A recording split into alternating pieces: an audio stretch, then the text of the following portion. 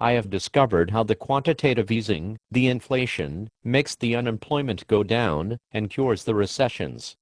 The Ben Bernanke is a genius. The Ben Bernanke is a jackass, so permit me to doubt. The problem is the sticky wages.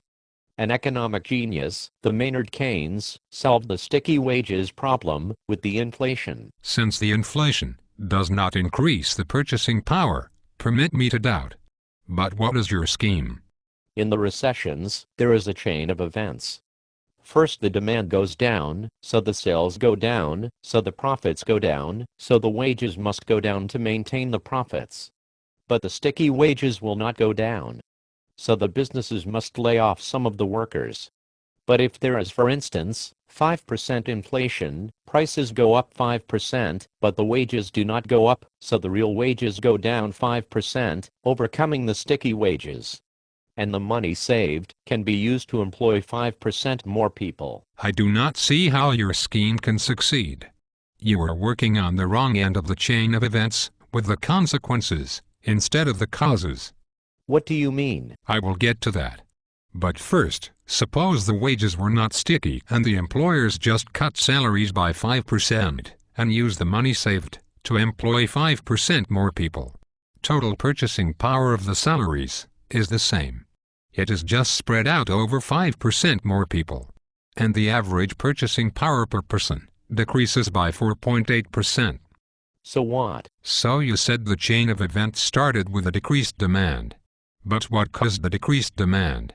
What do you mean? From 2001 to 2004, the jackass Fed set the interest rates really low to stimulate the economy. The unsuspecting suckers went on a big borrowing binge. The borrowed bucks temporarily increased the power to purchase products. But it also created the debt of doom, which then decreased the power to purchase products because the money must go to pay the debt. So the sales went down, and the profits went down, and the sticky wages led to the layoffs. What are you getting at? The real problem is the decreased purchasing power caused by the debt of doom at the beginning of the chain, not the sticky wages at the end. Your scheme does not change total purchasing power, which is already decreased by the debt of doom. Your scheme decreases the average purchasing power per person even more, by 4.8%. If purchasing power does not increase, then sales and profits will not increase. Why should employers then hire more people? Your scheme fails. And trying to do the same thing with inflation fails for the same reason. And with the inflation, the purchasing power of the employers also goes down. There is no gain in purchasing power. But with 5% inflation, the debt of doom goes down 5% because I may repay my 100-cent dollar of debt with the 95-cent dollar. Then your gain is offset by the losses of the savers, and the businesses that sell on credit, and the people with salaries. The losses equal the gains. There is no net gain. But I do not mind ripping my neighbor off to decrease my debt. Do you mind ripping yourself off? What do you mean? Your work is devalued 5% too. Before the inflation, you must work 1 hour to get a 100-cent dollar to pay your 100-cent dollar of debt.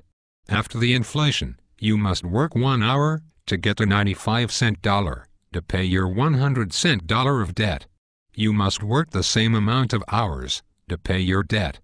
Then I will demand a raise in salary. Then your scheme to use inflation to cure unemployment fails another way. It depends on your salary not going up. Also, the 95-cent inflation dollars must be borrowed and must be paid back with 95-cent dollars. Then I will demand more inflation so that I may pay the 95-cent dollars of debt with 90-cent dollars. Then you are back where you started, and the inflation cycle continues, with no net gain. Oh poop. Business people do not read the books of the Maynard Keynes to determine hiring. They look at sales and profits. And the human beings do not like to have their purchasing power go down, especially when there is inflation. Perhaps these are the reasons why the inflation did not decrease the unemployment in the 1970s, when the inflation and the unemployment both went up. But the inflation increases the prices, and if the prices go up, then the profits must be going up. Not hardly. The prices go up because the inflation increases the cost to produce, ship, and sell the products, not because more purchasing power drives them up. Increased purchasing power may drive up prices, but increased prices do not drive up purchasing power. The Herbert Hoover and the Franklin Roosevelt were confused about this, and their confusion was part of what caused the Great Depression when they tried to keep the prices high.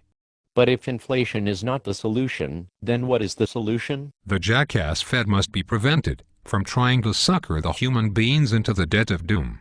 But once the debt of doom is there, it must be paid. There is no easy solution, from some jackass economist. But this would mean that the policy of the Fed to constantly try to stimulate the economy with 1 to 2% inflation is bullcrap. And the idea of the Ben Bernanke to decrease the unemployment with the quantitative easing is also bullcrap. So is the real problem the sticky wages? Or the decreased purchasing power caused by the debt of doom? Can the employment be increased when purchasing power is unchanged or decreased even more? Are the lessons of history on inflation and prices wrong? Are the Maynard Keynes and the Ben Bernanke the geniuses? Or the jackasses? Let the cartoon bears now ponder this.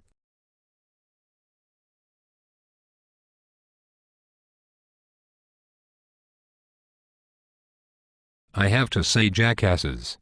Me too.